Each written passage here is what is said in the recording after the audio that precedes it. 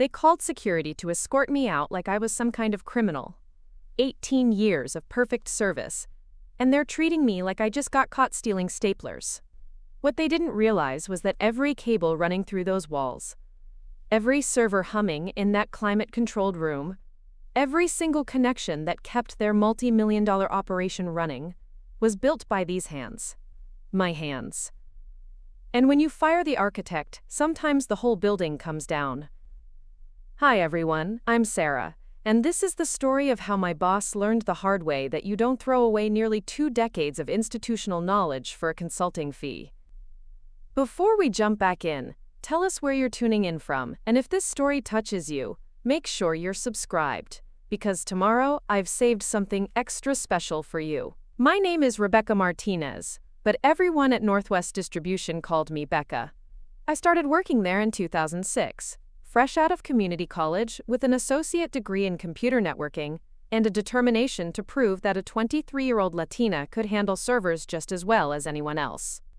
The company was smaller then, maybe 40 employees total, operating out of a converted warehouse in suburban Seattle, with dreams of becoming the premier logistics provider for the Pacific Northwest. I was hired as their first and only IT person, which sounds impressive until you realize they were paying me $32,000 a year to manage 3 desktop computers, a shared printer that jammed every Tuesday, and what they generously called their server room, but was actually a converted supply closet with a single Dell tower that ran everything from payroll to inventory tracking. Those early days were a masterclass in making something from nothing. The owner, Patricia Rodriguez, had big dreams but a small budget, which meant I learned to stretch every dollar until it screamed. Need a backup solution? I cobbled together external hard drives and wrote scripts that would make any proper system administrator cry. Network security? I configured firewall rules on a consumer-grade router that cost less than most people spend on dinner. The whole operation was held together with determination, caffeine, and an alarming amount of electrical tape. But here's the thing about starting from scratch nobody tells you. When you build something yourself, when you run every cable and configure every switch and troubleshoot every connection at 3 in the morning because the overnight shift needs the system working, that network becomes part of you. Not in some mystical way, but in a deeply practical sense. You know which server makes that weird clicking noise when it's about to fail. You remember that the connection to the warehouse drops every few months because there's a loose cable behind the loading dock that nobody else knows exists. You understand the delicate balance of legacy systems and modern requirements that somehow keeps everything running smoothly. Over the years, Northwest Distribution grew from that 40-person operation into a regional powerhouse with over 300 employees across 4 facilities. We handled logistics for major retailers, managed supply chains for manufacturers, and processed millions of dollars in transactions every month. The technology grew with us, but it grew organically, the way a tree adds rings. Each expansion built on what came before, each new system integrated with careful attention to how it would affect everything else. I was promoted to Senior Network Administrator in 2012, then to Lead Systems Engineer in 2017. My salary grew too, though never quite as fast as my responsibilities. By 2024, I was managing a complex infrastructure that included fiber connections between buildings, redundant server clusters, automated backup systems, and a custom-built inventory management platform that integrated with 6 different shipping carriers and 24 client systems. It was beautiful, in its way, like a complex piece of machinery where every component had been carefully chosen and precisely calibrated. What made it beautiful also made it fragile, though I was the only one who really understood that. 18 years of accumulated knowledge lived in my head. Which configurations were temporary fixes that had become permanent? Which systems required manual intervention during certain peak load times? Which vendors had quirky requirements that needed special handling? I documented what I could, but there's a difference between documentation and understanding. Between reading about a system and living with it, day after day, year after year. The problem started in 2021, when Patricia decided to bring in professional management to help scale the company for the next phase of growth.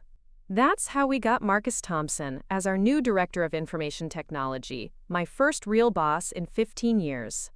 Marcus came from a Fortune 500 background with an MBA and strong opinions about modernizing legacy systems and implementing best practices. He was polite enough during our first meeting, but I could see the way his eyes glazed over when I tried to explain why certain things were configured the way they were. Marcus was 42, 10 years younger than me, with the kind of confidence that comes from never having to build anything from scratch. He'd inherited established systems at his previous jobs, managed teams that maintained what other people had created. He spoke fluently about industry standards and compliance frameworks, but when I mentioned that our inventory database required a specific sequence for daily maintenance tasks, he just nodded and made notes about process optimization opportunities.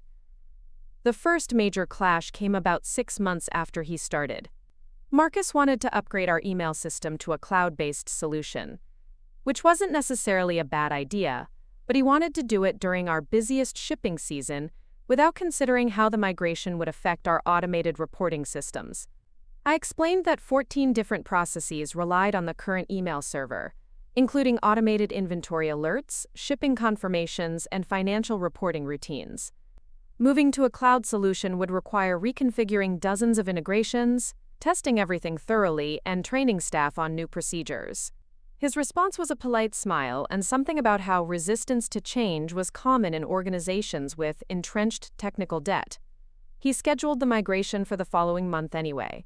When the new system went live and immediately broke half our automated processes, requiring 3 weeks of overtime work to fix, he praised the team for adapting quickly to modern solutions.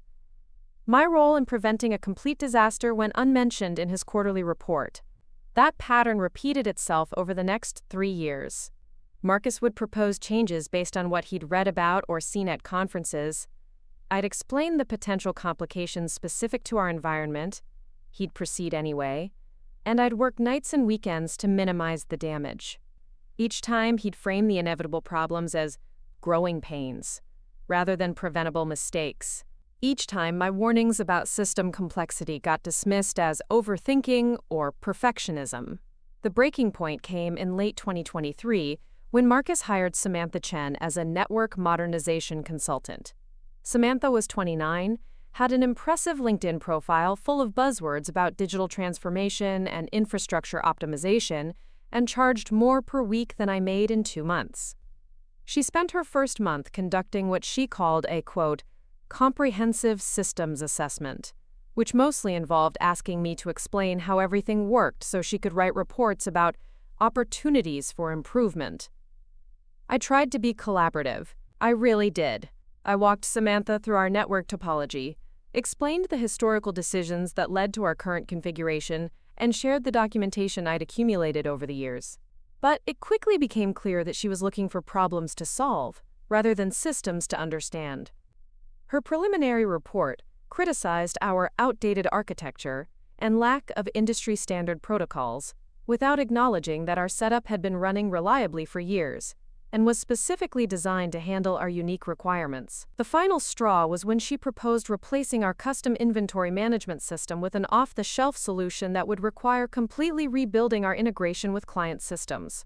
When I pointed out that this would affect contracts with over 30 major customers and could take 6 months to implement properly, she responded that legacy thinking was exactly the problem she'd been brought in to solve. That's when I realized what was happening. This wasn't about improving our systems, this was about replacing me. Marcus scheduled a meeting for a Friday afternoon in March, 2 weeks before our busiest shipping period of the year. He brought Samantha with him, plus someone from human resources I'd never seen before. The conversation was brief and polite, couched in corporate language about reorganizing responsibilities and bringing in specialized expertise. My position was being eliminated as part of a strategic restructuring.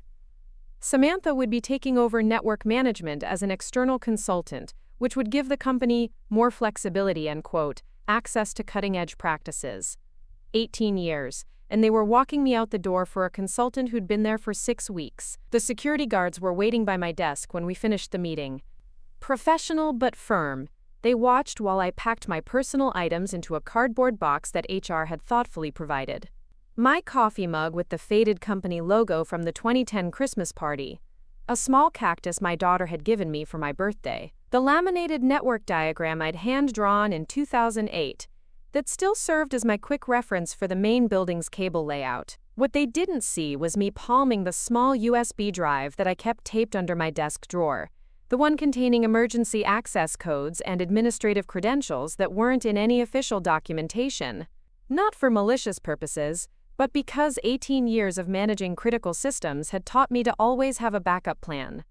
You never knew when you might need to fix something after hours, or when a system might fail in a way that required direct access to restore service. Preparing and narrating this story took us a lot of time, so if you are enjoying it, subscribe to our channel. It means a lot to us. Now back to the story.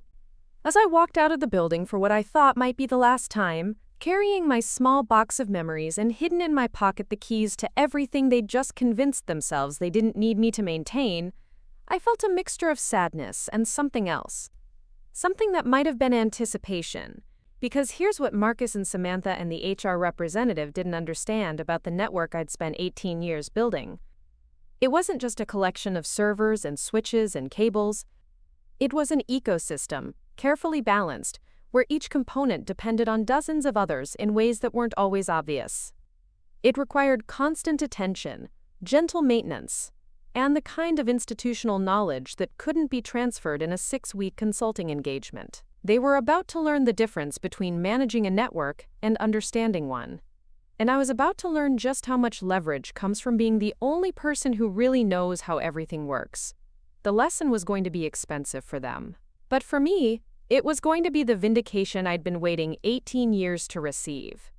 My phone started buzzing before I even reached my car. Not calls yet, but notifications from the monitoring applications I'd installed on my personal device years ago. Little alerts that most people would ignore, but that I recognized as the early warning signs of system instability. The network was already starting to show stress.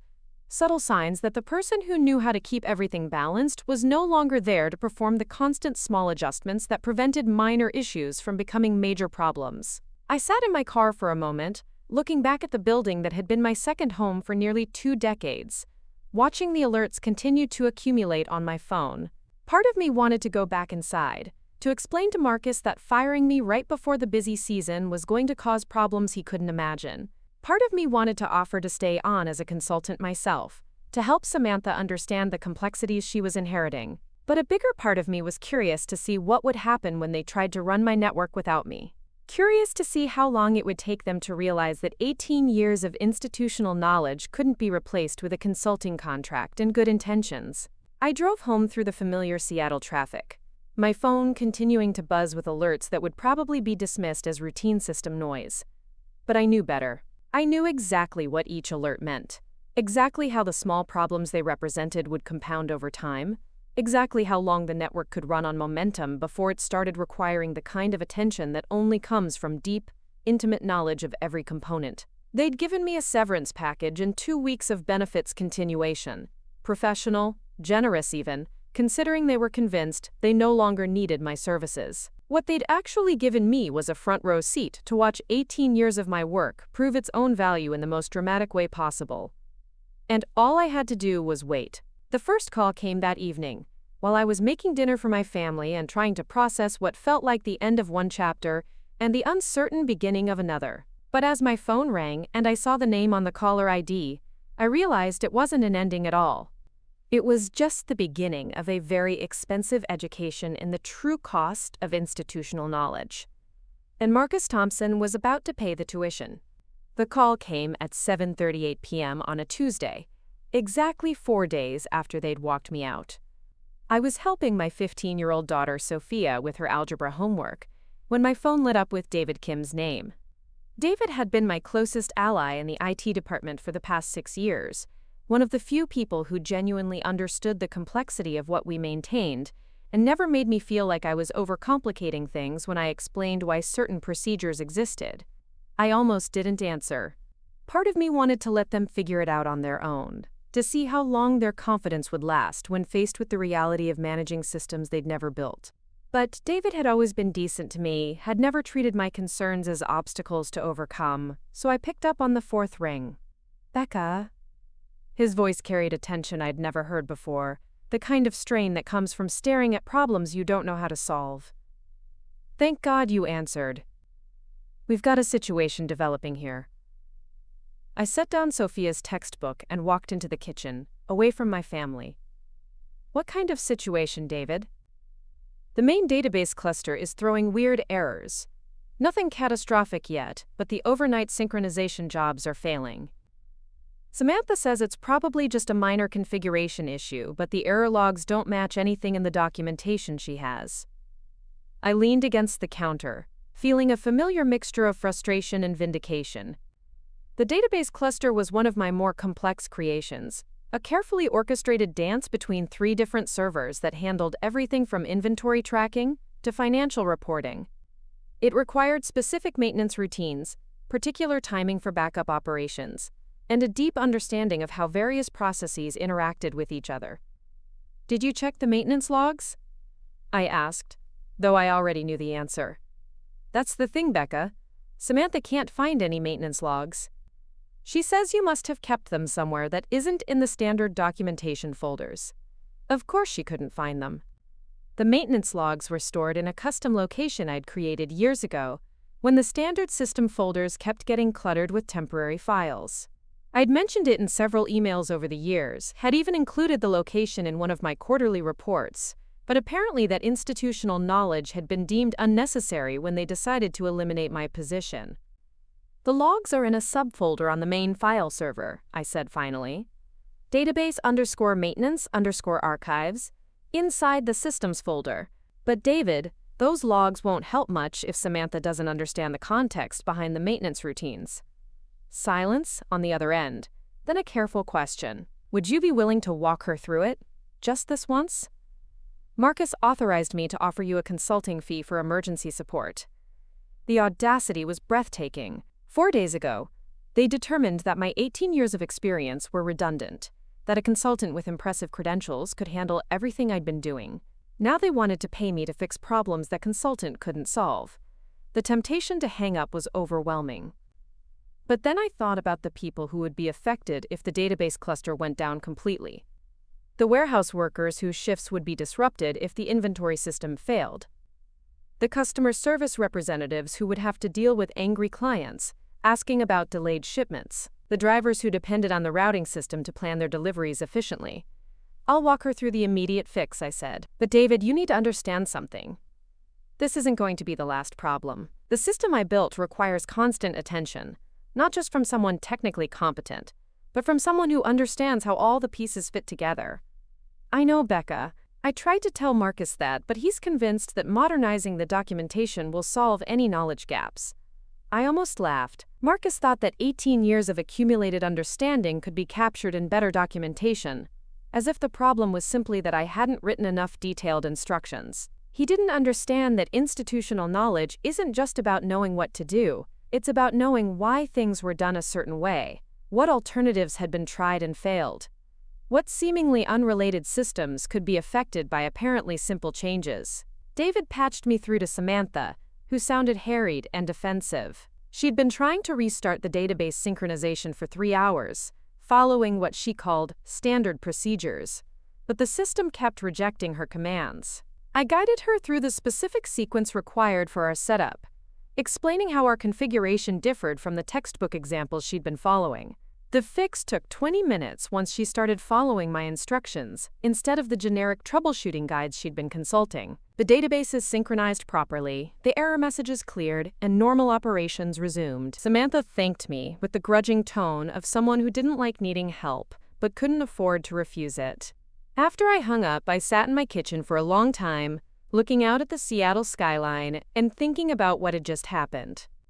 They'd fired me because they thought my knowledge could be easily replaced. But here they were, less than a week later, paying me to solve problems their replacement couldn't handle. It would have been satisfying if it weren't so predictable. The next call came 2 days later, this time at 6 in the morning. David again, though he sounded even more stressed than before. Becca, I'm sorry to call so early, but we've got multiple systems showing problems. The email server is running slow. The warehouse inventory updates are lagging behind, and somehow the backup routines didn't run last night. I poured myself coffee and listened, while David described a cascade of minor failures that were starting to compound into major issues. Each problem he mentioned was related to the others in ways that weren't immediately obvious, but were perfectly predictable if you understood the underlying architecture. The email server was slow because the database cluster was working harder to compensate for configuration changes Samantha had made while fixing the previous issue. The inventory updates were lagging because they depended on email notifications that weren't getting delivered promptly. The backup routines had failed because they were scheduled to run during a maintenance window that no longer existed after Samantha's modifications. "Where's Samantha?" I asked. "She's been working on this since yesterday afternoon. She says the problems are unrelated, just coincidental timing, but Marcus is starting to ask questions." They weren't unrelated, of course. They were exactly the kind of interconnected failures I'd spent 18 years learning to prevent. Each system I'd built was designed to work with all the others, with careful attention to timing, resource allocation, and dependencies that weren't always documented, because they seemed obvious to me after so many years of managing them daily. I agreed to another emergency consultation, this time for a higher hourly rate that David approved without hesitation. The desperation in his voice told me everything I needed to know about how much pressure Marcus was applying and how little confidence anyone had in Samantha's ability to resolve the situation independently. The fixes were more complex this time, requiring me to remote into multiple systems and carefully rebalance configurations that Samantha had unknowingly disrupted. What should have been routine maintenance had become emergency repairs, because the person making changes didn't understand the broader implications of her modifications. As I worked, I could hear Samantha in the background, taking notes and asking questions that revealed how much she didn't know about the systems she was supposed to be managing. She understood networking principles in the abstract, could recite best practices from certification courses, but she'd never lived with a system long enough to develop the intuitive understanding that comes from years of daily interaction. The weekend brought a brief respite, but Monday morning arrived with the kind of crisis I'd been expecting since the day they walked me out. David's call came at 5:45 a.m., before I'd even finished my first cup of coffee. "Becca, we need you here. Now, the entire network is down." "Define down," I said, though my stomach was already tightening with anticipation.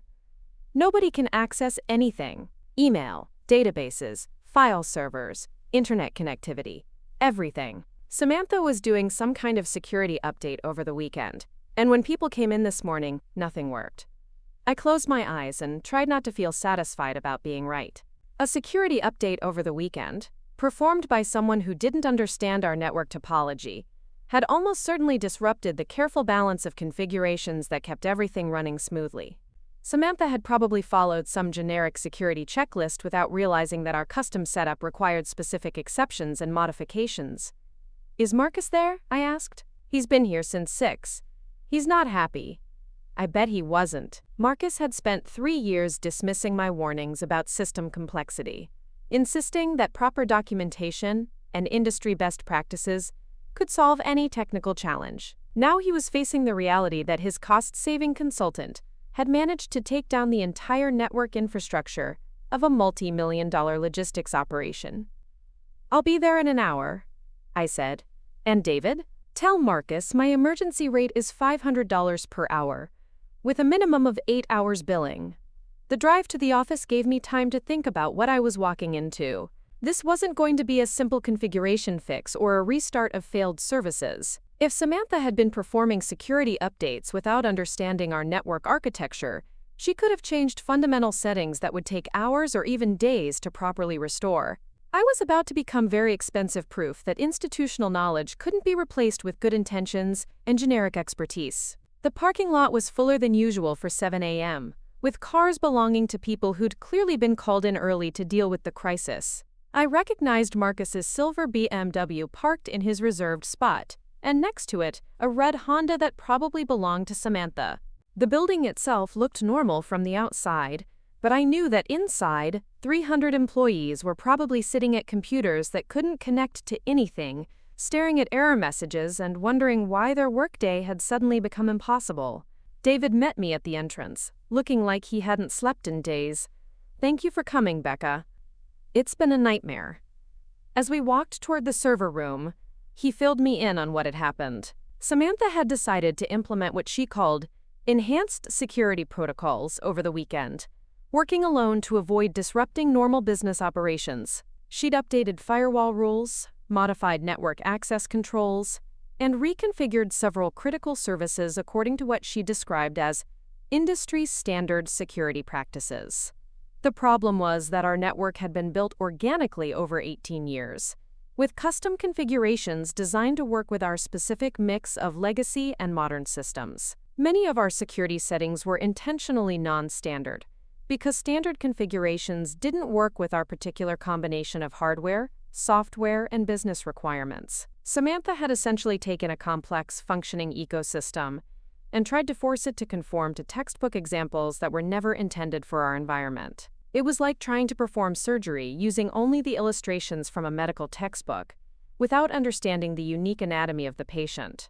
Marcus was waiting in the server room, standing next to Samantha, who was hunched over a laptop with the kind of intense focus that comes from desperation. He looked up when I entered, and I could see the exact moment when his corporate composure cracked slightly.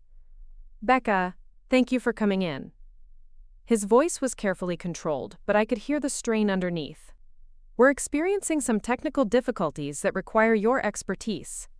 Some technical difficulties. As if the complete failure of their entire network infrastructure was just a minor inconvenience that happened to coincide with my departure. I almost admired his ability to minimize a crisis that was probably costing the company thousands of dollars per hour in lost productivity.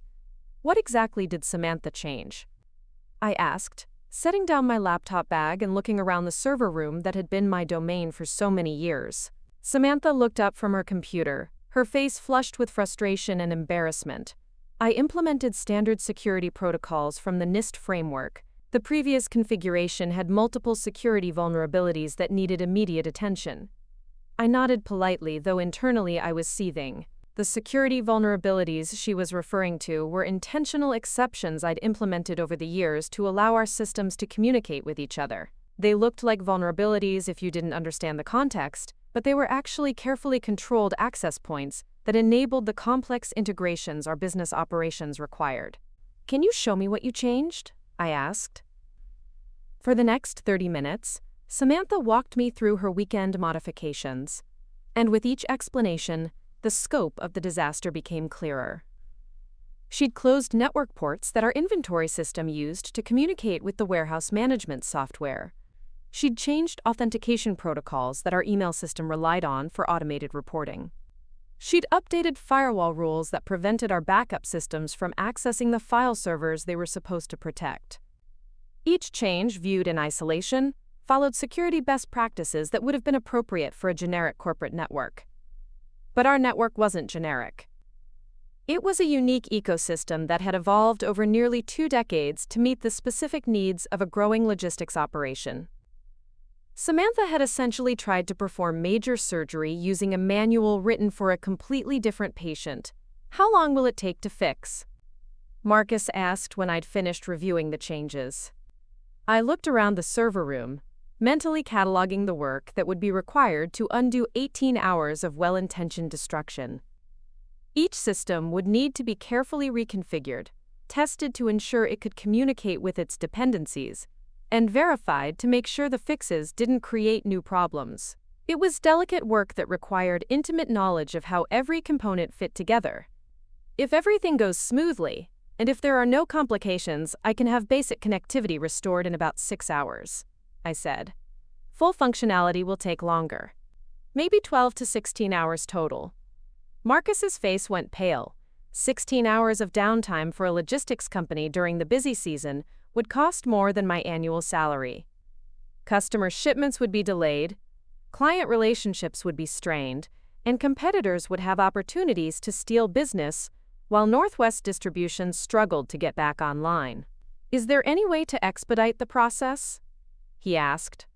I looked at him steadily, remembering every meeting where he'd dismissed my concerns about system complexity, every time he'd overruled my recommendations in favor of cheaper alternatives, every conversation where he'd made it clear that my institutional knowledge was less valuable than Samantha's modern credentials. "Marcus, this is going to take as long as it takes. The reason it's taking so long is that Samantha changed fundamental configurations without understanding how they would affect the rest of the system. If you'd asked me before implementing these security updates, I could have shown her how to achieve the same security goals without breaking everything else. The silence that followed was heavy with implications. Marcus understood exactly what I was saying. This crisis could have been prevented if they'd valued my knowledge enough to consult me before making major changes. Instead, they decided that 18 years of experience could be discarded in favor of generic best practices applied without context. "What do you need from us?" David asked quietly. "I need everyone except David to leave the server room. I need uninterrupted access to all systems. And I need assurance that no one will make any changes to anything while I'm working." Marcus nodded reluctantly. "Whatever you need, just get us back online." As he and Samantha left the server room, I began the process of undoing a weekend's worth of damage. It was painstaking work, requiring me to carefully restore configurations while testing each change to ensure I wasn't creating new problems. Every modification had to be considered in the context of how it would affect other systems, with constant attention to the delicate balance that kept everything working together. 4 hours in, I'd restored basic network connectivity, allowing people to access email and file servers again. 8 hours in, the warehouse management system was talking to the inventory database again, though some of the automated reporting routines were still failing. 12 hours in, most of the critical systems were functioning normally, though I was still working on some of the more subtle integrations that Samantha's changes had disrupted. Throughout the day, Marcus checked in periodically, each time looking more strained, and asking careful questions about the timeline for full restoration. I could see the calculations running in his head, the mounting cost of downtime balanced against the expense of my emergency consulting rate. By mid-afternoon, he'd probably spent more on my services than he'd saved by eliminating my position. The irony wasn't lost on me. They'd fired me to save money and improve efficiency. But their first major crisis without me had cost more than keeping me would have cost for months. And we weren't even into the busy shipping season yet, when the stakes would be much higher and the tolerance for downtime much lower. Samantha spent most of the day hovering near the server room, clearly wanting to help but afraid to touch anything after the morning's debacle. I felt some sympathy for her predicament. She was competent within her area of expertise, but she'd been asked to manage systems she didn't understand in an environment where mistakes had expensive consequences. When I finally declared the network fully restored at 9 p.m., nearly 16 hours after arriving that morning, Marcus was waiting with a check that represented more money than I'd typically make in 2 months. The crisis was over, normal operations could resume, and everyone could pretend that this had been an unusual situation that wouldn't happen again. But I knew better. This wasn't a one-time crisis caused by an unfortunate mistake. This was the inevitable result of treating institutional knowledge as disposable, of believing that complex systems could be managed by anyone with the right credentials and good intentions. As I packed up my equipment and prepared to leave, David walked me to the parking lot. "Becca, I have to ask, do you think this is going to keep happening?" I looked back at the building where I'd spent 18 years building something remarkable, where I'd just spent 16 hours fixing problems that never should have occurred in the first place. "David, this network is like a living organism. It needs someone who understands its rhythms, its quirks, its needs. Samantha is trying to manage it like it's a textbook example, but it's not. It's unique, and it requires institutional knowledge that takes years to develop." "So you think there will be more problems?" I smiled sadly. "I think this was just the beginning. And next time, I might not be available to fix things." As I drove home through the Seattle evening, my phone already buzzing with the first alerts from my monitoring applications, I realized that today had been a preview of what was to come. Marcus and Samantha had learned that network management was more complex than they'd anticipated, but they hadn't learned the deeper lesson about the value of institutional knowledge. They'd paid me handsomely to fix their crisis, but they still saw it as a temporary problem rather than a symptom of a fundamental misunderstanding about what it takes to maintain complex systems. They still believed that better documentation or more training could bridge the gap between generic expertise and deep, intimate knowledge of a unique environment. The real test would come during the busy season, when the network would be under maximum stress and there would be no tolerance for the kind of extended downtime we'd experience today. That's when they'd discover whether today's expensive lesson had taught them anything meaningful about the true cost of treating institutional knowledge as expendable. But that was still weeks away. For now, they had a functioning network again, and they could convince themselves that the crisis had been resolved.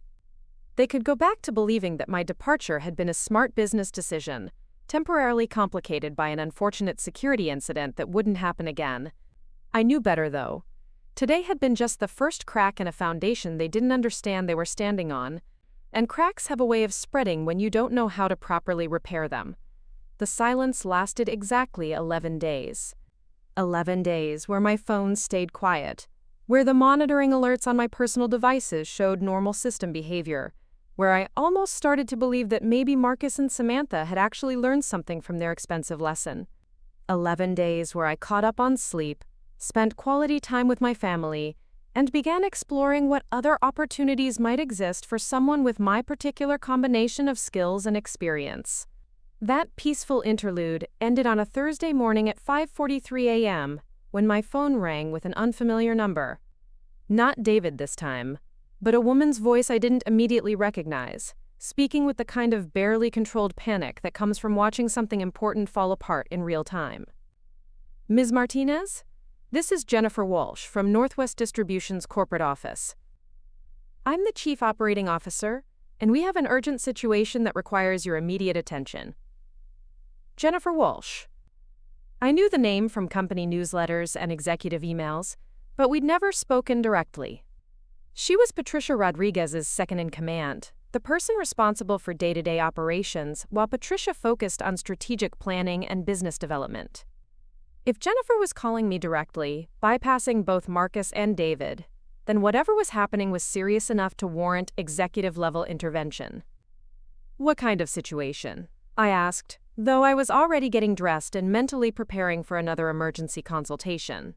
"Our primary data center has experienced what our current IT consultant describes as a catastrophic hardware failure. We've lost access to all customer databases, inventory management systems, and financial records. Samantha estimates it will take at least 48 hours to restore service, assuming she can identify and replace the failed components." I paused in the middle of pulling on my shoes. A catastrophic hardware failure in our primary data center shouldn't have been possible with the redundancy systems I'd built over the years. We had backup servers, failover protocols, and monitoring systems specifically designed to prevent exactly this kind of total failure. If everything had gone down simultaneously, it wasn't because of simple hardware failure. "Jennifer, can you describe what happened leading up to the failure? Was anyone performing maintenance or updates on the systems?" A pause that lasted just long enough to be significant. "Samantha was implementing what she called infrastructure optimization yesterday evening. She said she was consolidating redundant systems to improve efficiency and reduce operational costs." There it was. Samantha had decided to optimize the redundancy systems I'd spent years building, probably seeing them as wasteful duplication rather than essential safeguards. She'd likely taken down backup servers or disabled failover protocols in the name of efficiency, leaving the entire data center vulnerable to the kind of failure that my original design was specifically intended to prevent. "I'll be there in an hour," I said. "But Jennifer, I need to be clear about something. If Samantha has been modifying critical infrastructure without understanding the purpose of those systems, this may not be a simple hardware failure. The problems could be much more complex than she realizes. Whatever it takes, Ms. Martinez. We have trucks sitting idle, customers demanding shipment updates we can't provide, and financial systems that aren't processing payments. Every hour we're down is costing us tens of thousands of dollars."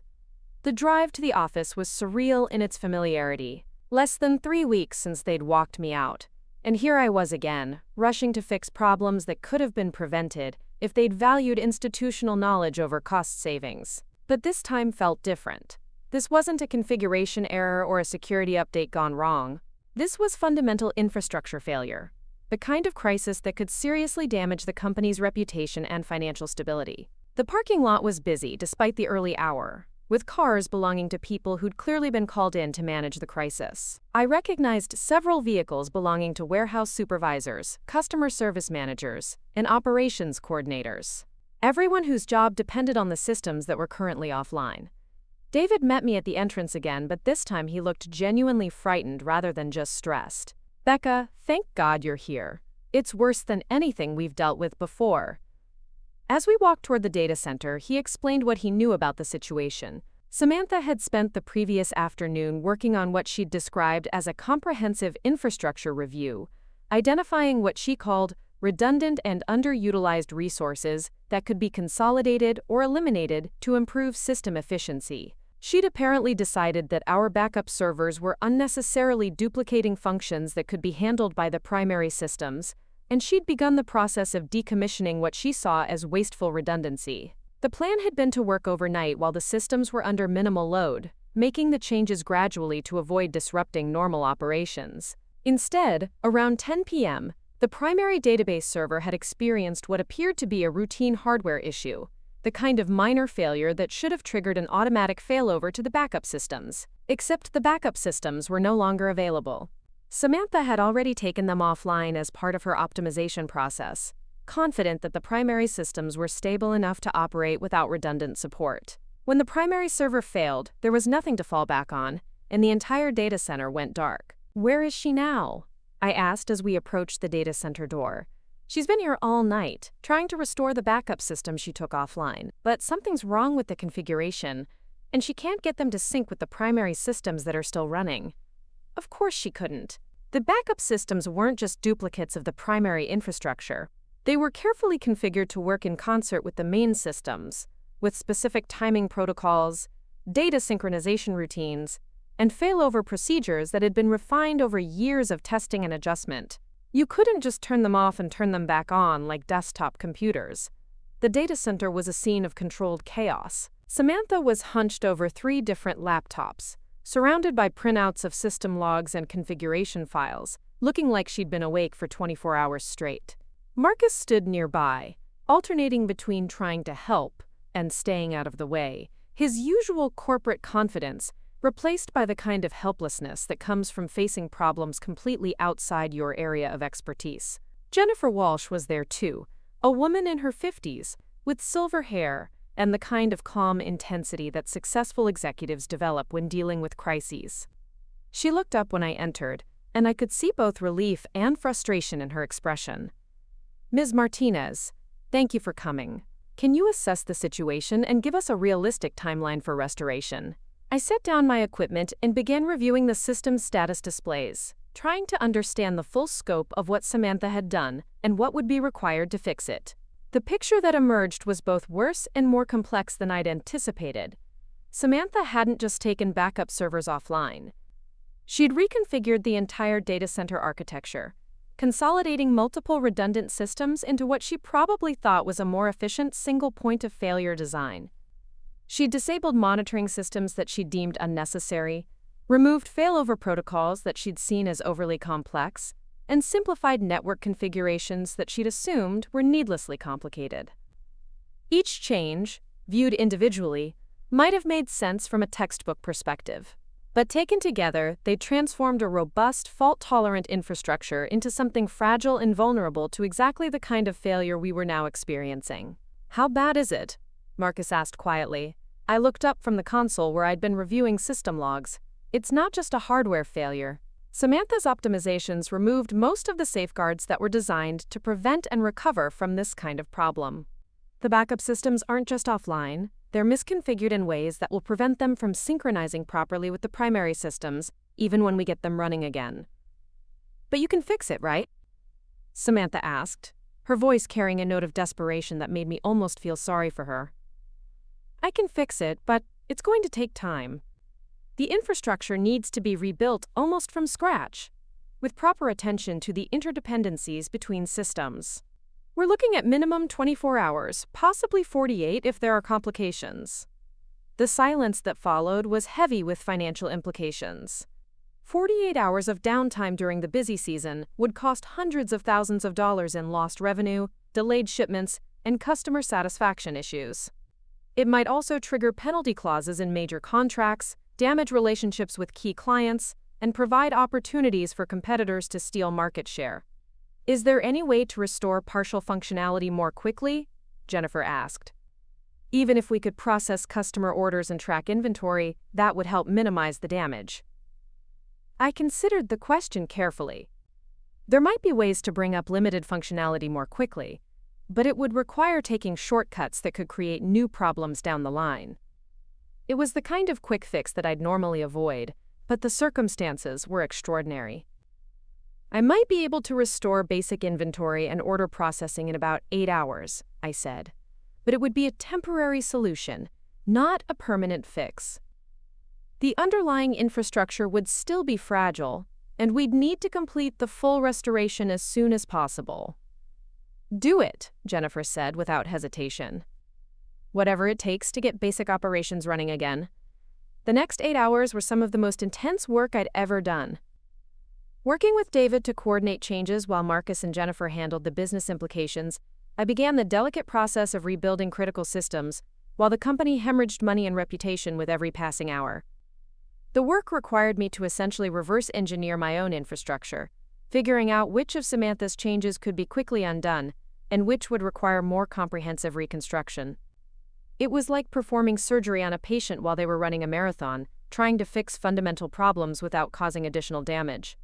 Around noon, I managed to restore basic connectivity between the inventory systems and the warehouse management software, allowing the loading docks to resume processing shipments that had been sitting idle since the previous evening. Customer service representatives could start providing rudimentary updates about order status, though many of the detailed tracking features were still unavailable. The relief in the building was palpable. Warehouse workers who'd been standing around with nothing to do suddenly had tasks to complete. Customer service phones started ringing again as representatives could finally respond to client inquiries. The loading docks came back to life with the sound of trucks being loaded and unloaded. But the partial restoration also revealed the true scope of the crisis. 20 hours of downtime had created a massive backlog of orders, shipments, and administrative tasks that would take days to clear, even with the systems running normally. Customer relationships had been strained, delivery schedules disrupted, and financial processes interrupted in ways that would have lasting effects. Jennifer Walsh found me in the data center around 3 p.m., looking exhausted but relieved that basic operations were resuming. Ms. Martinez, I can't thank you enough for what you've accomplished today. You've probably saved the company from a truly catastrophic situation. The immediate crisis is contained, I said, but the underlying problems aren't resolved yet. The infrastructure is still fragile, and we need to complete the full restoration before the next busy period. About that, Jennifer said carefully, I've been talking with Patricia about this situation, and we're both concerned about our current IT management approach. This crisis has made it clear that we may have made some strategic errors in how we've handled the transition away from your full-time position. I waited, curious to see where this conversation was heading. Jennifer was clearly building up to something, but I wasn't sure whether it was an apology, an offer, or just an acknowledgement of the problems they'd created. We'd like to discuss bringing you back on a more permanent basis, she continued. Not necessarily in your old position, but in a role that would give you the authority and resources to properly manage our infrastructure and prevent these kinds of crises from occurring. The offer was tempting, but I'd learned something important during the past few weeks. My knowledge was more valuable than I'd realized, and my expertise was rarer than I'd understood.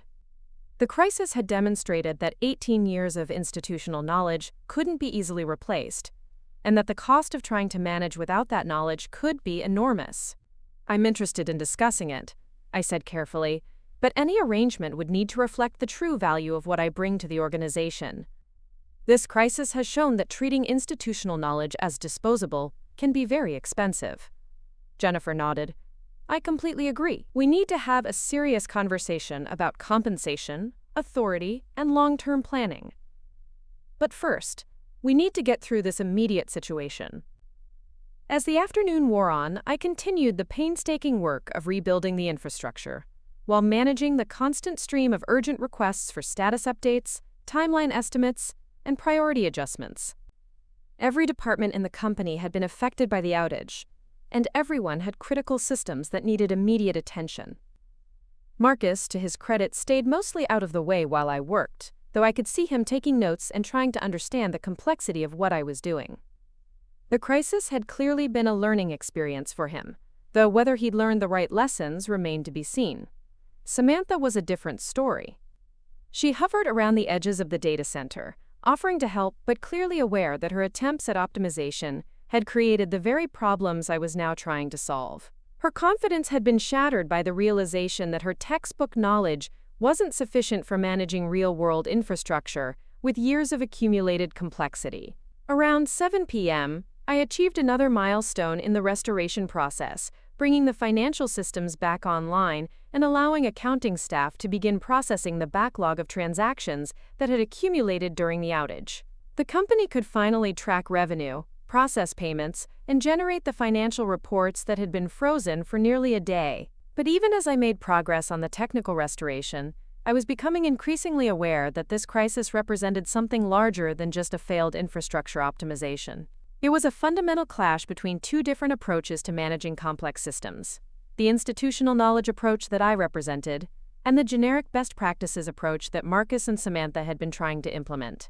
The institutional knowledge approach recognized that each system was unique, shaped by years of incremental improvements, specific business requirements, and the accumulated wisdom of people who'd lived with the technology day after day.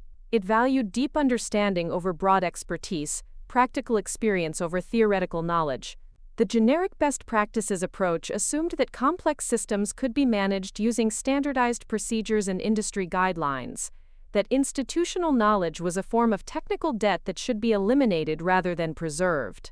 It valued efficiency over redundancy, optimization over stability.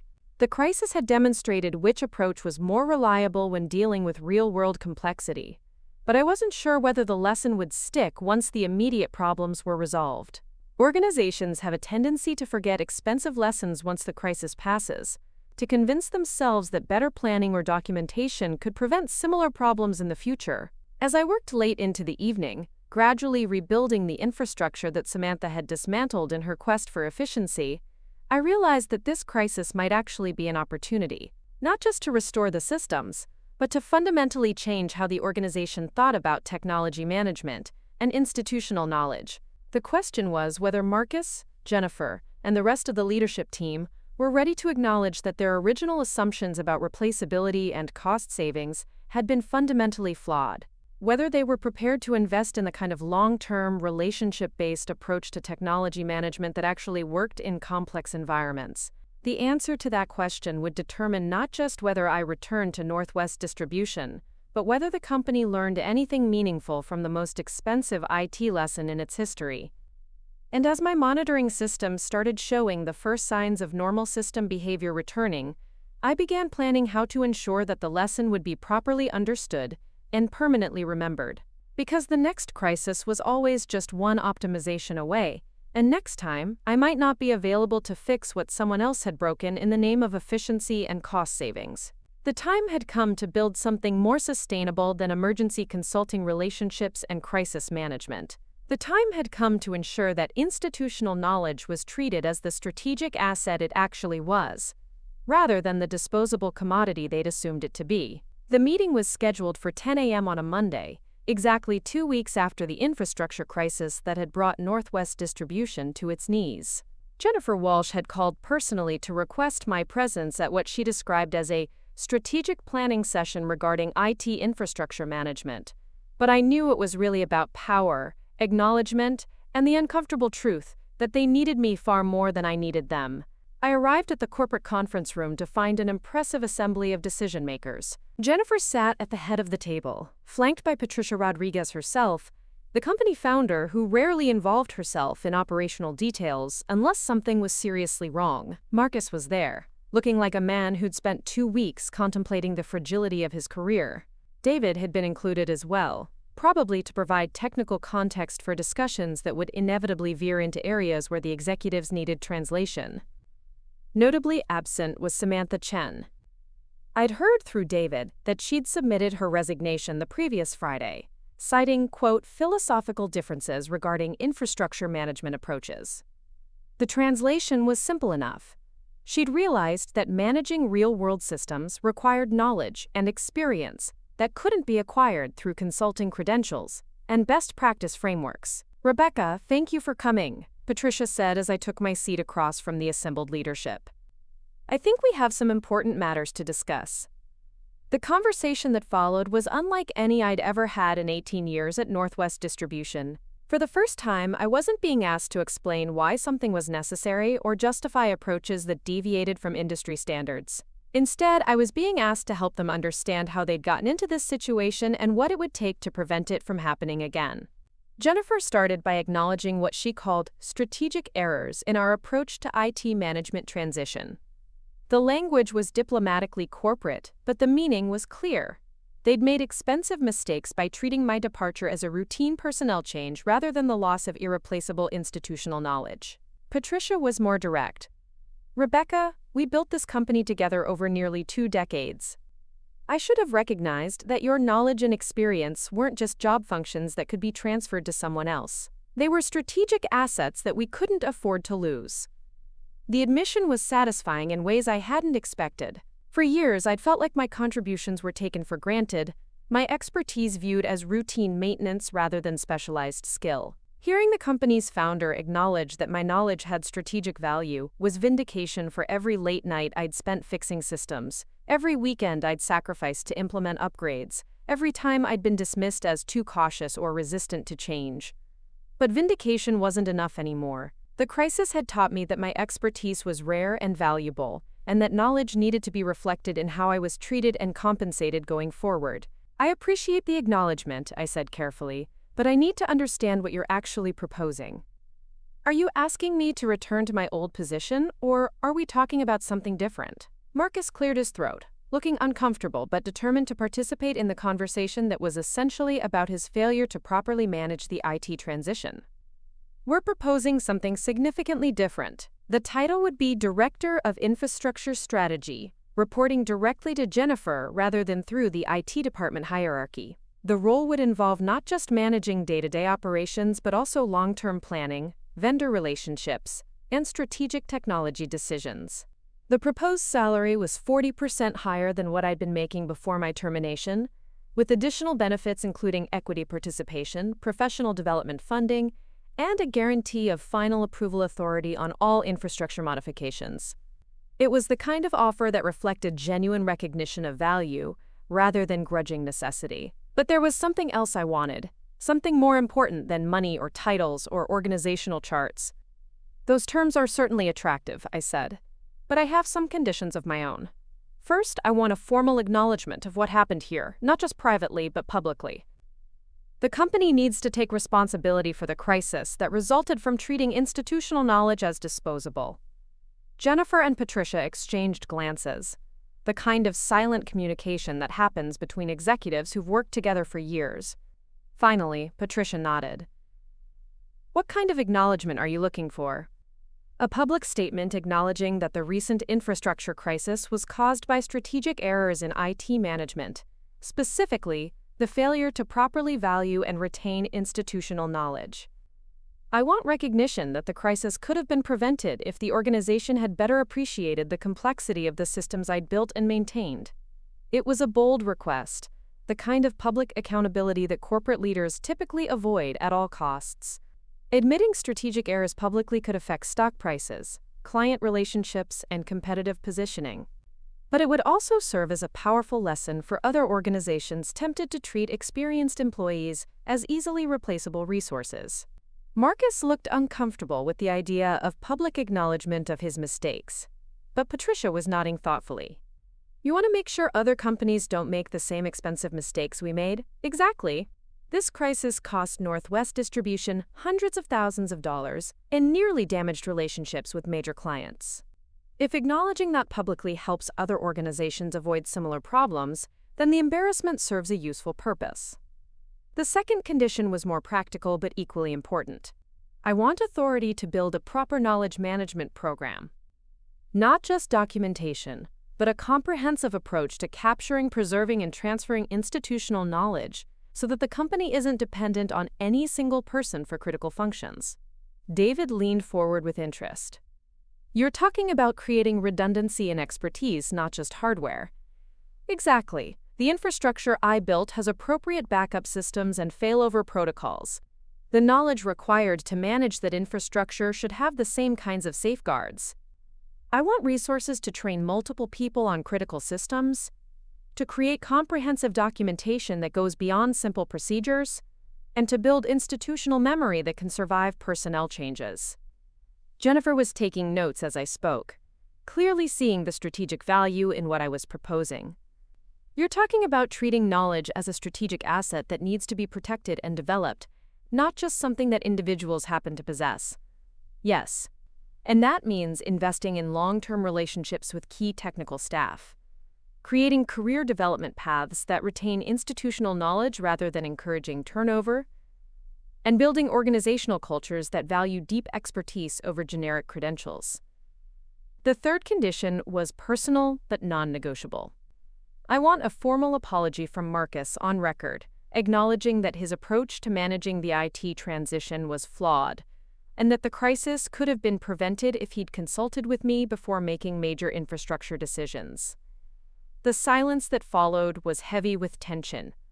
Marcus was being asked to publicly acknowledge professional failure, the kind of admission that could affect his career prospects and professional reputation.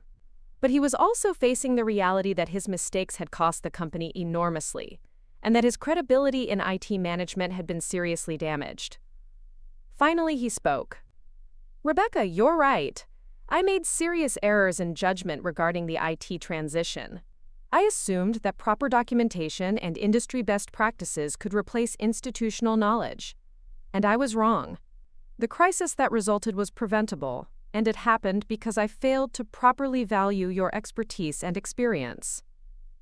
The apology was more comprehensive than I'd expected, and the genuine regret in his voice suggested that he'd learned something meaningful from the expensive lesson. But words were just the beginning of what would be required to rebuild trust and establish a functional working relationship. I appreciate that, Marcus. But moving forward, I need assurance that technical decisions will be made collaboratively, with proper consideration for the complexity and interdependencies of existing systems. No more optimization projects or security updates without comprehensive review and planning. Jennifer stepped in to address the broader organizational implications. Rebecca, what you're describing is really a fundamental change in how we approach technology management. Moving from a cost-center mentality to treating IT as a strategic capability that requires long-term investment and specialized expertise. That's exactly right. The crisis demonstrated that treating IT as a commodity service that can be outsourced or optimized without consequences is a dangerous misconception. Complex systems require deep understanding, and that understanding takes years to develop and can't be easily transferred.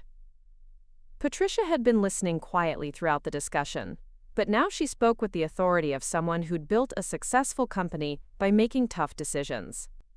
Rebecca, everything you're saying makes sense from a strategic perspective.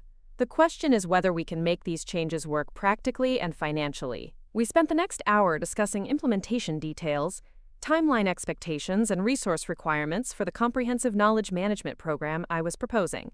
The conversation revealed just how much the crisis had changed the organization's perspective on IT investment and the value of institutional knowledge. Where Marcus had previously sought to minimize IT costs and standardize approaches, there was now recognition that customized solutions and specialized expertise were necessary for managing complex business requirements. Where the organization had once seen redundancy as waste, there was new appreciation for the importance of backup capabilities in both systems and knowledge.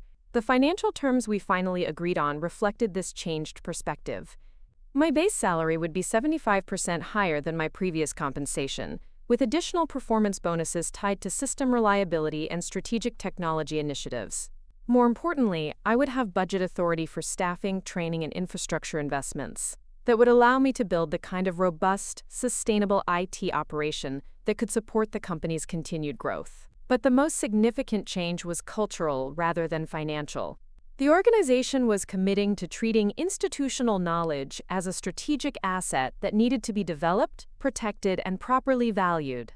This meant creating career development paths for technical staff, investing in long-term training and knowledge transfer, and building organizational cultures that rewarded deep expertise rather than just generic credentials. The meeting concluded with handshakes, signed agreements, and what felt like genuine mutual respect.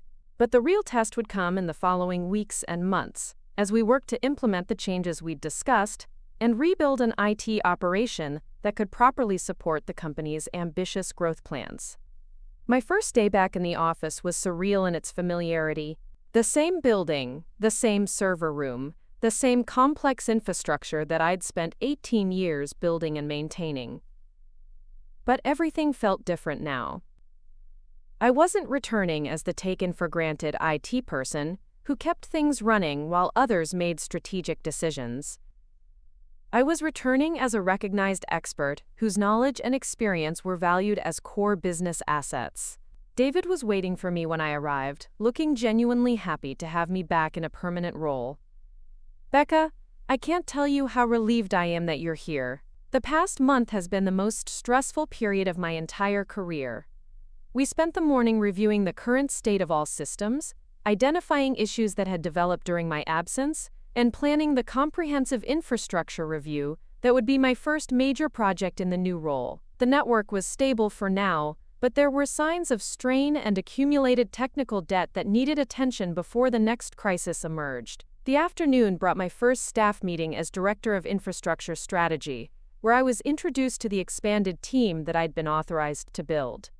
In addition to David and 2 junior technicians, I would be hiring 3 new positions: a senior network engineer, a systems analyst focused on knowledge documentation, and a training coordinator responsible for building institutional expertise. The most satisfying moment came when Marcus stopped by my office to discuss coordination between the IT department and my new infrastructure strategy role. The conversation was professional and collaborative, a marked contrast to the dismissive interactions we'd had before my departure.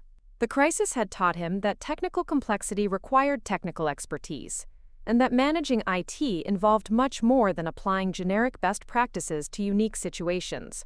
"Rebecca, I want you to know that I've learned a lot from what happened here," he said.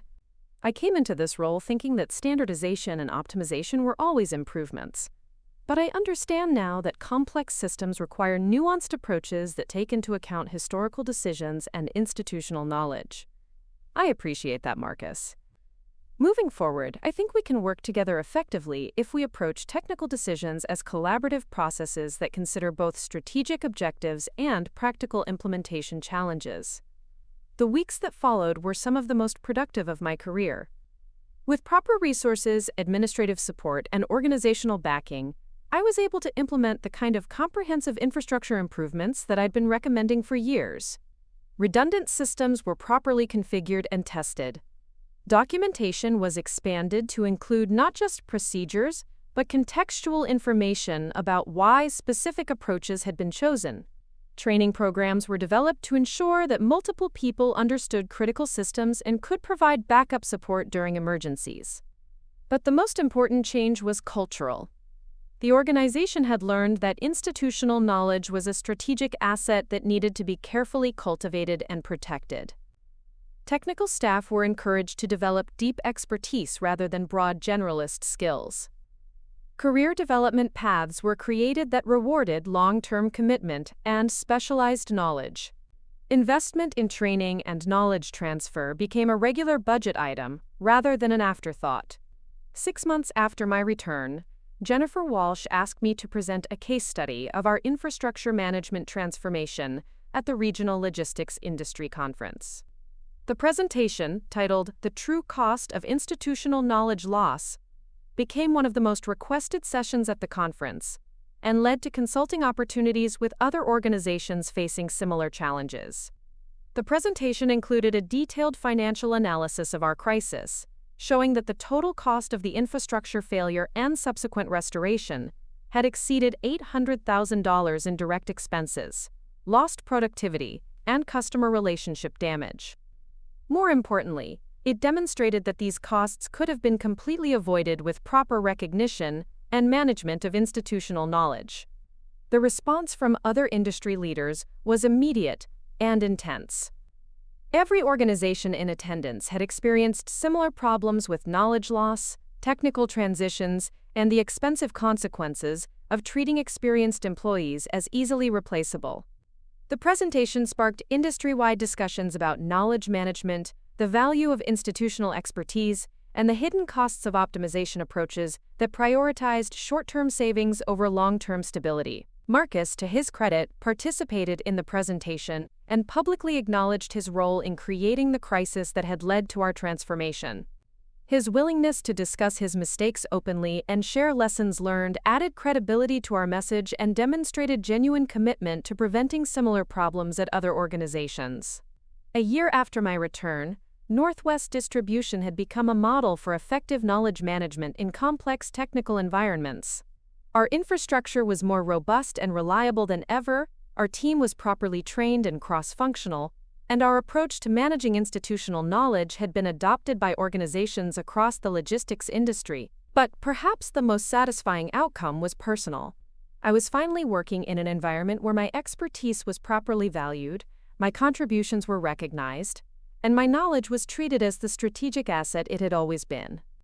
The crisis that had initially felt like professional betrayal had ultimately led to the kind of career satisfaction and organizational impact that I'd never imagined possible.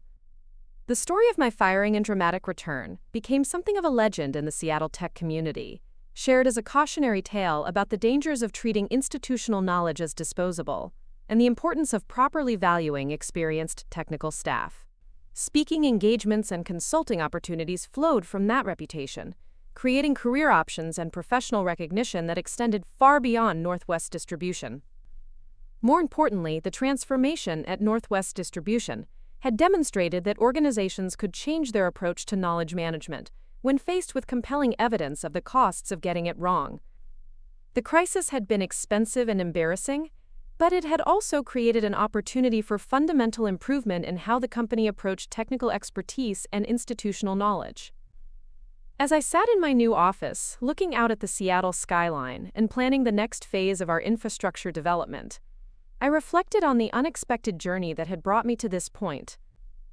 18 years of building expertise had seemed like routine work until the day that expertise was suddenly missing.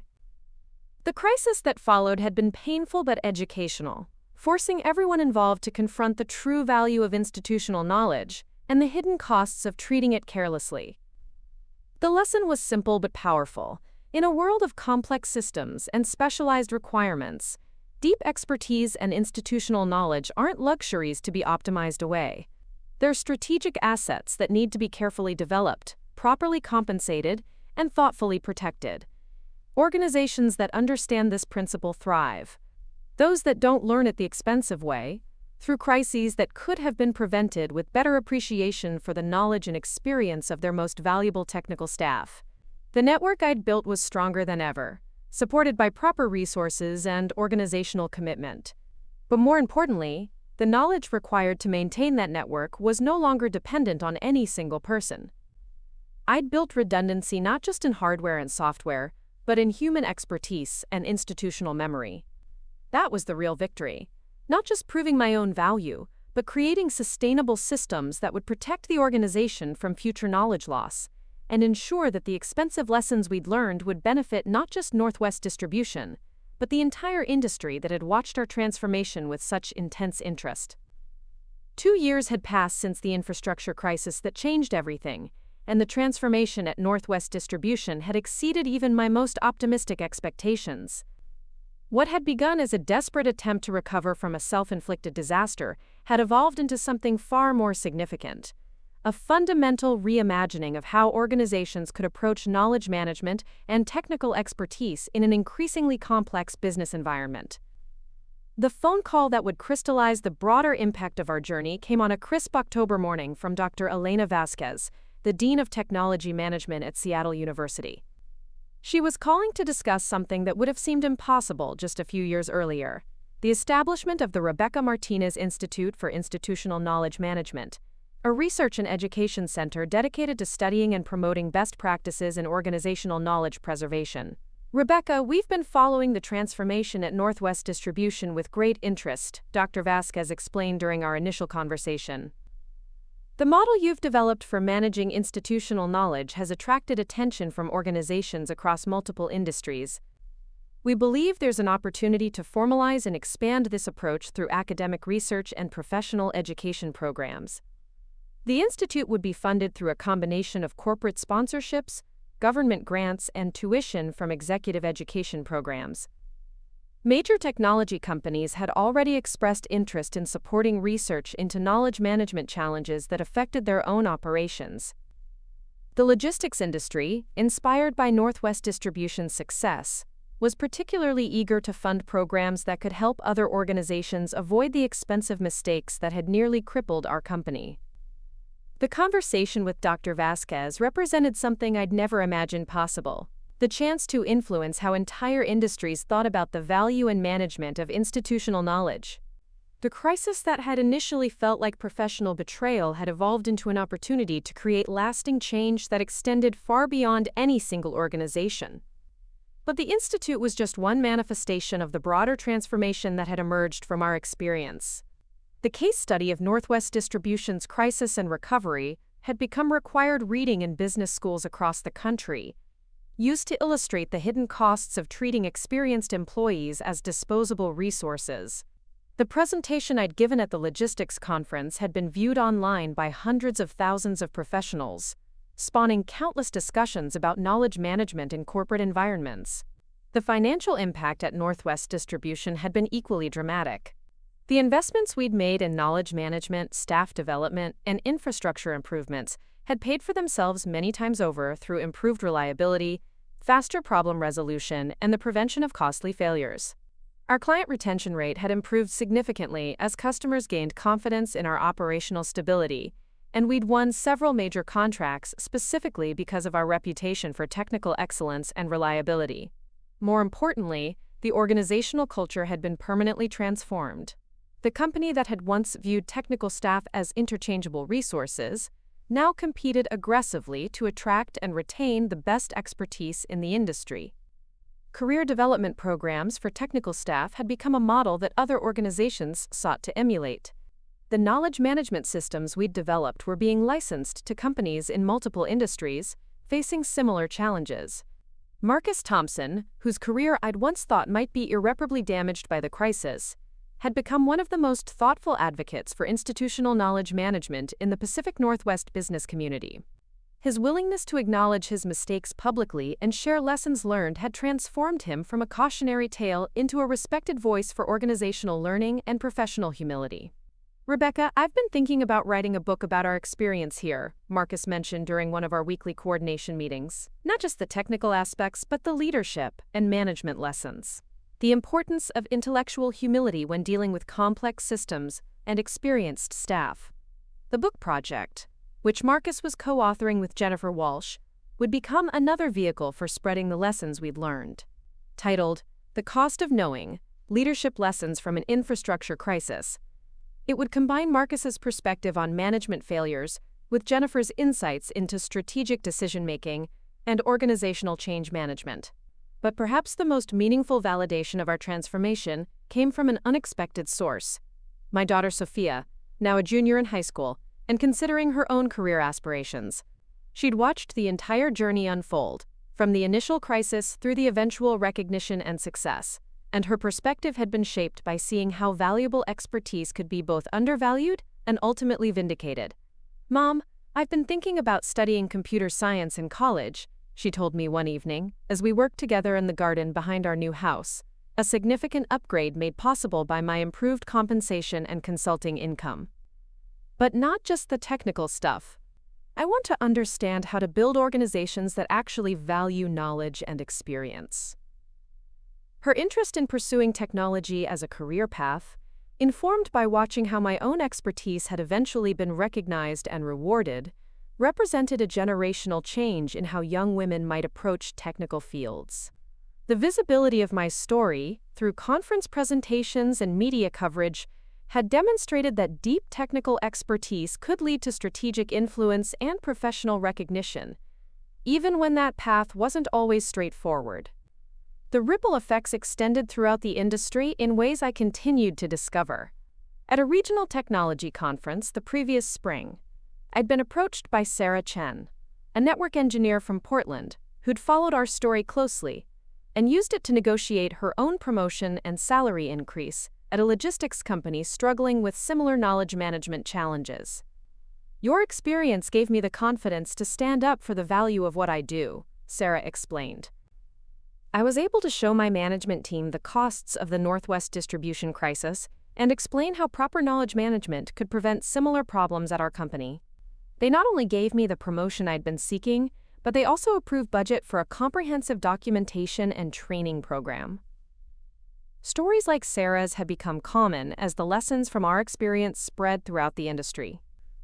The transformation at Northwest Distribution had provided a compelling business case for treating institutional knowledge as a strategic asset, complete with detailed financial analysis of the costs of getting it wrong and the benefits of getting it right. The consulting practice I'd developed alongside my role at Northwest Distribution had grown beyond anything I'd initially envisioned. Organizations across multiple industries were seeking guidance on knowledge management, succession planning, and the strategic value of institutional expertise. The practice had become selective, focusing on companies genuinely committed to transformational change rather than those seeking quick fixes or superficial improvements. One of the most rewarding consulting engagements involved working with a hospital system in Phoenix that had experienced a crisis similar to ours, when their longtime IT director retired without proper knowledge transfer. The failure of critical patient management systems had created genuine safety concerns and regulatory compliance issues that threatened the hospital's accreditation and reputation.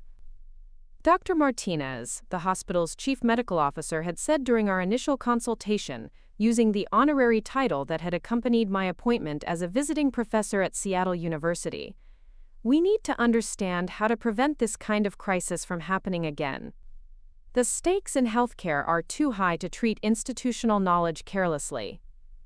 The healthcare engagement had led to the development of specialized knowledge management protocols for patient safety systems, regulatory compliance, and clinical technology management. The approach we developed was being adopted by hospital systems nationwide, creating another avenue for the broader application of lessons learned from our original crisis. The academic dimension of my work had also evolved in unexpected directions. The research conducted through the Rebecca Martinez Institute was producing peer-reviewed publications on knowledge management, organizational learning, and the economics of institutional expertise. Graduate students were writing dissertations on topics inspired by our experience, contributing to a growing body of academic literature on the strategic value of experiential knowledge. One particularly interesting research project involved tracking the long-term career outcomes of technical professionals who'd experienced situations similar to mine. The preliminary findings suggested that professionals who successfully navigated knowledge-based crises often went on to achieve significantly higher levels of career success and professional recognition than their peers, possibly because the experience taught them to better articulate and advocate for the value of their expertise. The transformation had also influenced how I thought about my own legacy and the knowledge I'd accumulated over more than 2 decades in technology management. The Institute's educational programs included a mentorship component that paired experienced technical professionals with younger colleagues, creating formal mechanisms for knowledge transfer that went far beyond traditional documentation and training approaches. "The goal isn't just to transfer technical information," I explained to a group of senior IT professionals participating in one of the Institute's executive education programs. "It's to transfer judgment, intuition, and the kind of contextual understanding that can only be developed through years of practical experience with complex systems." The mentorship program had attracted participants from organizations across the country, creating a network of technical professionals committed to better knowledge management and institutional learning. Many participants returned to their organizations as advocates for improved approaches to valuing and retaining technical expertise, creating a multiplier effect that extended the impact of our original experience. But the most profound change had been personal. The woman who'd been walked out of Northwest Distribution, carrying a cardboard box of personal belongings, had been transformed into a recognized expert whose opinions were sought by industry leaders, academic researchers, and policymakers. The knowledge that had once been taken for granted was now treated as a valuable resource worthy of study, documentation, and strategic protection. The financial transformation had been equally dramatic. My total compensation, including salary, consulting income, speaking fees, and equity participation, was now more than 5 times what I'd been earning before the crisis. But more importantly, the work itself had become deeply meaningful in ways that pure technical management had never been. I was no longer just maintaining systems. I was helping to transform how organizations thought about knowledge, expertise, and the strategic value of experienced professionals. The speaking engagements had evolved from simple case study presentations to keynote addresses at major industry conferences, focusing on strategic themes like the future of institutional knowledge in the digital age, and building organizations that learn and remember. The audiences had expanded beyond technology professionals to include business leaders, policymakers, and academic researchers interested in the broader implications of our experience. One particularly memorable speaking engagement was the closing keynote at the National Conference on Organizational Learning, where I shared the stage with renowned management theorist Dr. Peter Senge and former General Electric CEO Jack Welch. The conversation focused on how organizations could build cultures that preserved and valued institutional knowledge while remaining agile and adaptive in rapidly changing business environments. The lesson from Northwest Distribution, I told the audience of more than 2,000 business leaders, is that institutional knowledge isn't the enemy of innovation and agility. When properly managed and strategically applied, it's actually the foundation that makes sustainable innovation possible. The book that emerged from our experience, co-authored with Marcus and Jennifer, had become required reading in MBA programs and executive education courses. The Harvard Business Review case study based on our story was among the most downloaded and cited articles in the publication's history. The transformation from crisis to case study represented a journey that none of us could have anticipated when the original infrastructure failure brought our world crashing down. But perhaps the most satisfying development was the long-term relationship that had evolved between Marcus and myself. What had begun as a professional conflict based on fundamental disagreements about knowledge management had evolved into a genuine partnership focused on helping other organizations avoid similar mistakes. Marcus had become one of the most effective advocates for institutional knowledge management, precisely because he could speak from personal experience about the costs of getting it wrong. Rebecca, I sometimes wonder what would have happened if I'd approached the IT transition differently from the beginning, Marcus reflected during one of our monthly strategy meetings. If I'd taken the time to really understand what you'd built and why, instead of assuming that optimization and standardization were automatically improvements. We probably would have avoided the crisis, I replied, but we might never have learned the deeper lessons about knowledge management that have become so valuable to the industry. Sometimes the most expensive mistakes create the most valuable learning opportunities. The 5-year plan we'd developed for the Institute included ambitious goals for research expansion, educational program development, and industry partnership initiatives. We were planning to establish satellite programs at universities across the country, create certification programs for knowledge management professionals, and develop standardized assessment tools for evaluating institutional knowledge risks in complex organizations. The work had attracted attention from government agencies interested in knowledge management challenges in critical infrastructure, national security, and regulatory compliance contexts. The Department of Homeland Security had funded research into how institutional knowledge loss could create vulnerabilities in systems essential to national security, leading to policy recommendations for protecting critical expertise in key industries. As I sat in my office on the 5th floor of the new Northwest Distribution headquarters, looking out at Elliott Bay and the Olympic Mountains beyond, I reflected on the unexpected journey that had brought me to this point. The woman who'd been dismissed as resistant to change had become a nationally recognized expert in organizational transformation. The expertise that had been treated as replaceable had become the foundation for academic research and industry education programs. The network I'd originally built to serve a growing logistics company had become a symbol of how institutional knowledge could create sustainable competitive advantages when properly valued and managed. The crisis that had nearly destroyed that network had ultimately led to insights that were helping organizations across multiple industries build more resilient and adaptive systems. But the most important legacy wasn't professional or financial. It was the demonstration that experienced professionals, particularly women in technical fields, could successfully advocate for the value of their expertise and create meaningful change in how organizations approached knowledge management. The story had inspired countless other professionals to better articulate their own value and negotiate for proper recognition of their contributions. The transformation from fired employee to industry thought leader had taken 5 years, but the impact would continue for generations through the students, mentees, and organizational leaders who carried forward the lessons we'd learned. The Rebecca Martinez Institute would ensure that the expensive mistakes made at Northwest Distribution would continue to provide value by helping other organizations avoid similar crises and build more sustainable approaches to managing institutional knowledge. As evening approached and the Seattle skyline began to light up across the water, I prepared to leave the office where this remarkable journey had begun. Tomorrow would bring new challenges: a consultation with a manufacturing company in Detroit, a research meeting with graduate students studying knowledge management in healthcare systems, and a video conference with European business leaders interested in adapting our approach for different cultural and regulatory environments. The woman who'd been walked out with a cardboard box of personal belongings had built something far more valuable than the network infrastructure that had originally defined her career.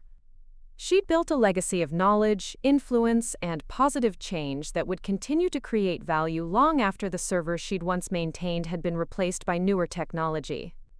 The phone rang as I gathered my materials to head home, probably another organization seeking guidance on knowledge management challenges, or another conference organizer requesting a keynote presentation. I answered with the confidence of someone who'd learned that expertise, properly valued and strategically applied, could create transformational change that extended far beyond any single organization or industry. The conversation ahead would be another opportunity to share the lessons learned from our expensive education in the true value of institutional knowledge. And somewhere, another experienced professional facing undervaluation or dismissal might hear the story and find the courage to advocate for their own worth, creating ripple effects that would continue to spread through organizations and industries for years to come. The email arrived on a Tuesday morning in March, exactly 7 years after the day they'd walked me out with a cardboard box. The sender was someone I'd never heard of: Amanda Rodriguez, Chief Technology Officer at a startup called Flexi Logistics, a company that was apparently revolutionizing supply chain management through artificial intelligence and automation. She was writing to request a consultation on what she described as, quote, critical knowledge management challenges that were threatening her company's upcoming IPO. Dr. Martinez, the email began, using the title that still felt slightly surreal even after years of academic appointments and research leadership. We're facing a situation that bears striking similarities to the Northwest Distribution case study that we've all studied extensively. Our founding engineer, who built our entire platform architecture, has announced his intention to leave the company, and we're discovering that his knowledge may not be as transferable as we assumed. The irony was almost poetic.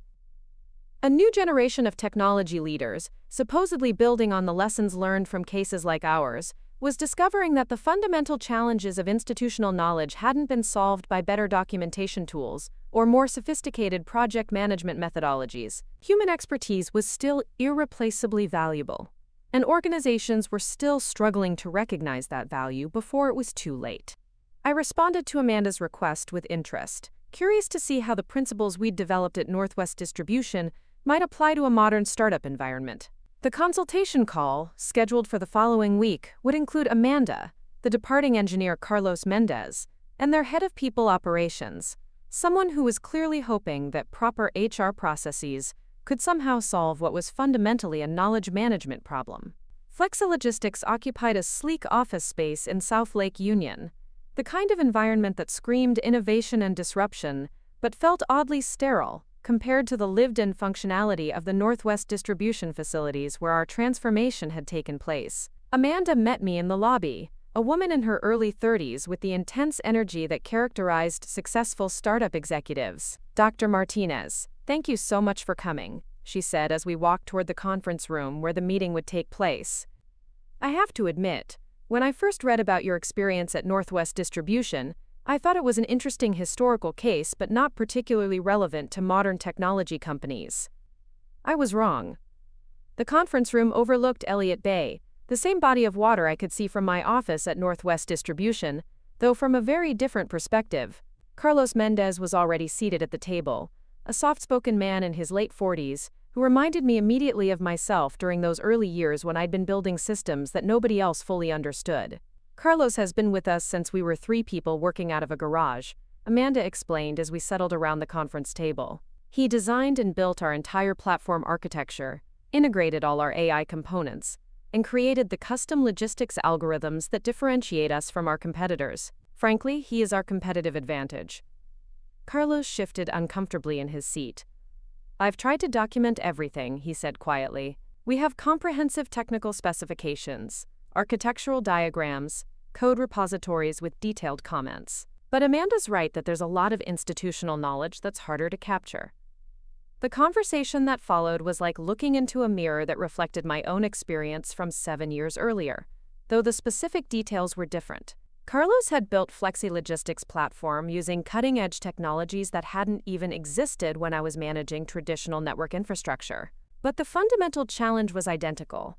Years of accumulated knowledge, countless small decisions and workarounds, and the kind of intuitive understanding that could only be developed through daily interaction with complex systems. What's driving your decision to leave? I asked Carlos directly. He glanced at Amanda before answering. I've been thinking about starting my own consulting practice, maybe doing some teaching. And honestly, I'm feeling a bit burned out from being the go-to person for every technical crisis. It would be nice to work on something new. The parallel to my own experience was striking, though Carlos was making his departure by choice rather than being forced out. But the underlying dynamic was similar. A single person carrying responsibility for systems that had become critical to organizational success, with insufficient support or recognition for the burden that created. Have you considered what it would take to make Carlos want to stay? I asked Amanda. We've offered him significant salary increases, equity adjustments, even a sabbatical if he wants time to recharge, Amanda replied.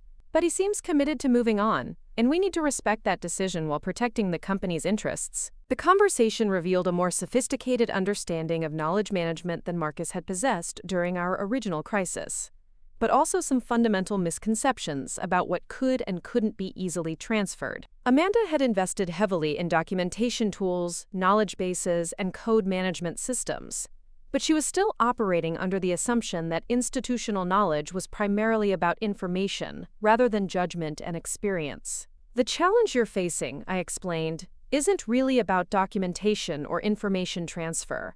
It's about the development of expertise that takes years to acquire and can't be quickly replicated through training or handover processes. Carlos nodded emphatically. That's exactly right. I can document what the systems do and how they work, but I can't easily transfer the intuitive understanding of why certain design decisions were made, or how different components interact under various load conditions, or what warning signs to watch for that might indicate emerging problems. The meeting continued for 2 hours, during which we explored various approaches to knowledge retention, succession planning, and organizational resilience. The solutions we discussed were more sophisticated than what had been available during the Northwest distribution crisis, but the fundamental principles remained the same, treating institutional knowledge as a strategic asset that required careful management and protection. As the meeting concluded, Amanda walked me back to the lobby, clearly processing everything we'd discussed. Dr. Martinez, would you be interested in a longer-term consulting arrangement? Not just to help with Carlos's transition, but to help us build better knowledge management practices as we scale?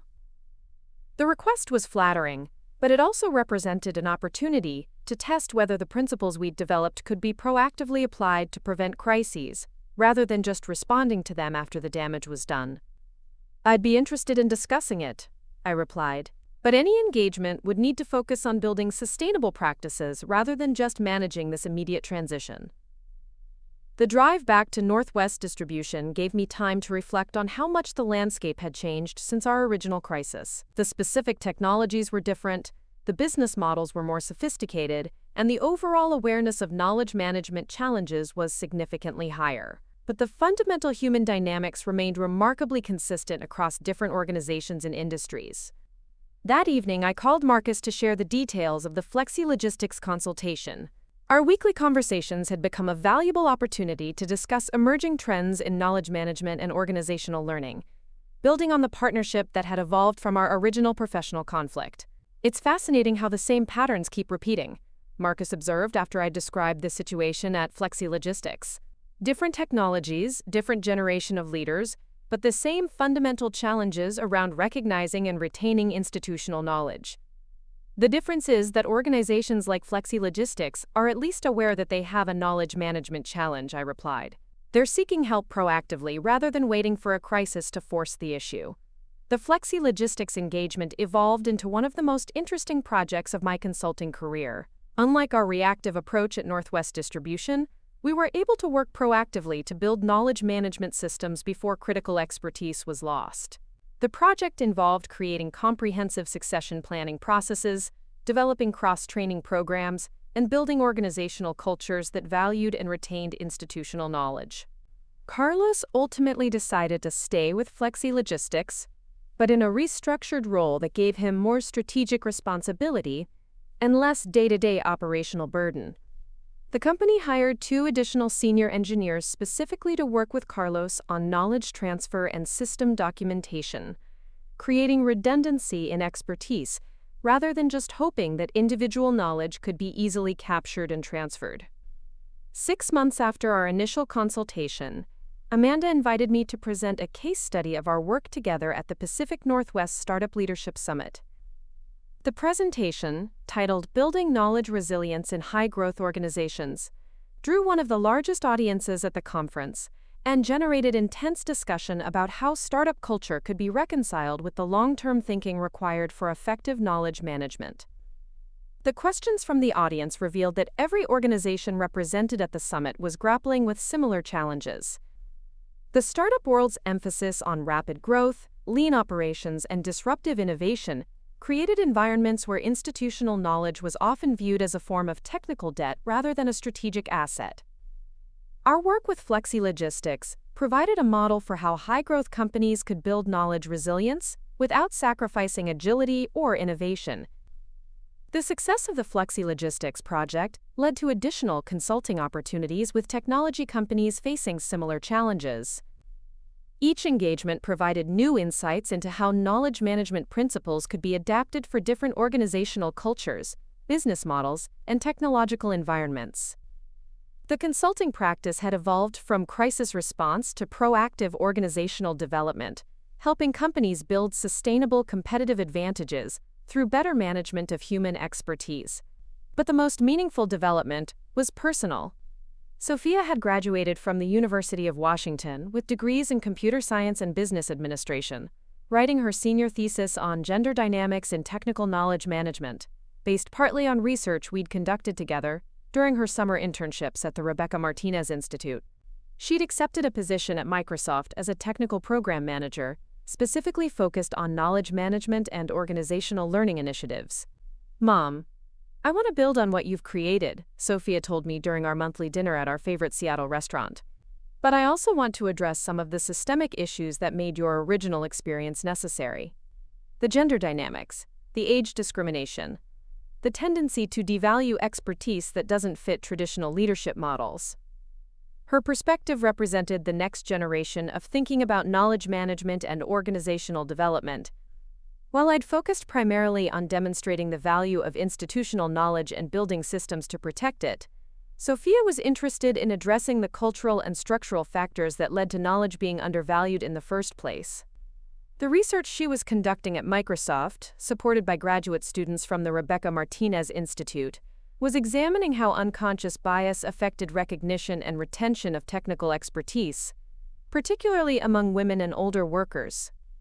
The preliminary findings suggested that the patterns we'd observed at Northwest Distribution were widespread across the technology industry, with significant implications for innovation, competitiveness, and organizational resilience. "The goal isn't just to help individual experts advocate for their value," Sophia explained. "It's to change organizational cultures so that expertise is automatically recognized and valued, regardless of who possesses it." Her work was attracting attention from diversity and inclusion leaders across the technology industry, creating new avenues for applying knowledge management principles to broader questions of equity and organizational justice. The personal vindication I'd achieved at Northwest Distribution was evolving into systemic change that could benefit countless other professionals facing similar challenges. The 10-year anniversary of the original Northwest distribution crisis provided an opportunity to reflect on the broader impact of our experience. The Harvard Business Review published a retrospective article examining how the lessons from our case study had influenced knowledge management practices across multiple industries. The article included interviews with dozens of executives who had applied insights from our experience to their own organizations, preventing crises and building more resilient operations. Marcus and I were invited to co-keynote the anniversary conference of the American Association for Knowledge Management, presenting a joint session on leadership lessons from crisis. 10 years of learning from the Northwest distribution experience. The presentation drew an audience of more than 3,000 professionals from organizations around the world, representing the global reach that our originally local crisis had achieved. The most important lesson we learned, Marcus told the audience, was that institutional knowledge isn't just about technical information. It's about judgment, experience, and the kind of contextual understanding that can only be developed through years of working with complex systems. Organizations that recognize and invest in this kind of expertise create sustainable competitive advantages. Those that don't learn the hard way, through expensive crises that could have been prevented. The presentation included a surprise announcement: the establishment of the Northwest Distribution Foundation for Knowledge Management Research, funded by the company's continued success and dedicated to supporting research and education initiatives focused on institutional knowledge preservation. The foundation would provide grants for academic research, scholarships for students studying knowledge management, and consulting support for organizations implementing knowledge resilience programs. As I looked out at the audience during our presentation, I saw faces representing every industry and organizational level, all grappling with the fundamental challenge of how to recognize, develop, and retain the human expertise that drives organizational success. The woman who had been walked out with a cardboard box had somehow become a voice for millions of professionals whose knowledge and experience were essential to their organization's success, but often invisible to decision-makers focused on short-term cost optimization. The journey from crisis to influence had taken a decade, but the impact was continuing to expand in directions I'd never anticipated. The academic research, policy recommendations, and organizational transformation initiatives that had grown from our experience were creating systemic change that extended far beyond any individual story of professional vindication. But perhaps the most satisfying development was the simplest. The knowledge and expertise that had once been taken for granted were now recognized as valuable strategic assets worthy of investment, protection, and respect. The network I'd originally built to serve a growing logistics company had become a symbol of how institutional knowledge could create sustainable value when properly understood and managed. The phone call that had started this latest chapter in the ongoing story came full circle when Amanda Rodriguez called to share the news that Flexi Logistics had successfully completed their IPO, with their knowledge management practices specifically cited by investors as a key factor in the company's long-term viability and competitive positioning. Dr. Martinez, I wanted you to know that the work we did together didn't just solve our immediate knowledge management challenges, Amanda said. It became one of our core competitive advantages and a major factor in our successful public offering. The investors were incredibly impressed by our systematic approach to knowledge resilience and institutional learning. The conversation reminded me that the transformation we'd achieved wasn't just about individual recognition or professional vindication. It was about demonstrating that organizations could build sustainable competitive advantages by properly valuing and managing the human expertise that drove innovation, efficiency, and long-term success.